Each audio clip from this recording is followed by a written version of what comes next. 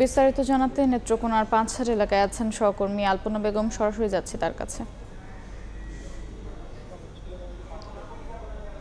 জেলার যে কালিয়াজুড়ি হাওর অঞ্চল, কালিয়াজুড়ির যে পাঁচহাট গ্রাম, যেখানে এই দুর্ঘটনা ঘটেছিল, স্পিড বোটে যে ডুবে 4 জন নিখোঁজ হয়েছিল।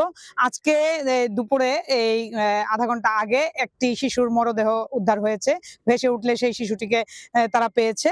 তো এই সকাল থেকেই ফায়ার সার্ভিস এই নিখোঁজদেরকে খুঁজে এই ধনু নদীর বিভিন্ন পয়েন্টে তারা এই ডুবুরি দল নামছে এবং খোঁজ করছে। কিন্তু এখন পর্যন্ত একটি শিশুর লাশ ভেসে উঠায় পেয়েছে, আরো বাকি 3 জন রয়েছে যাদের স্বজনরা খুঁজছেন এবং যে ফায়ার সার্ভিসও খুঁজছে।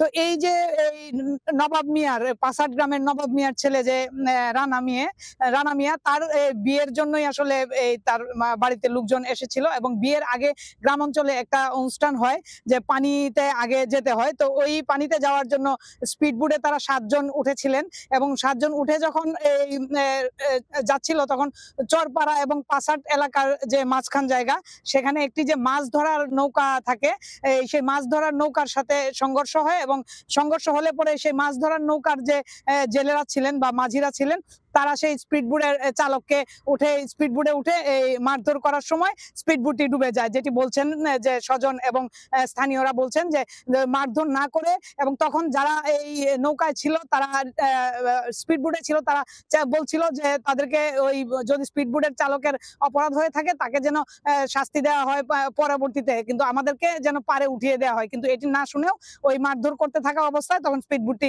ডুবে যায়।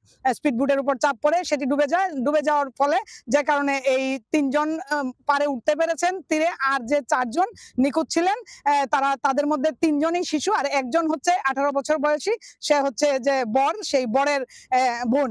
তো এখনো সেই 3 জন নিখোঁজ রয়েছে, যে কারণে স্বজনরা আসলে খুঁজছেন বিভিন্ন নৌকা দিয়ে।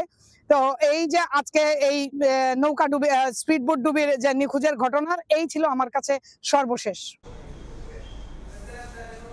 সরাসরি যুক্ত ছিলাম নেত্রকোনায়।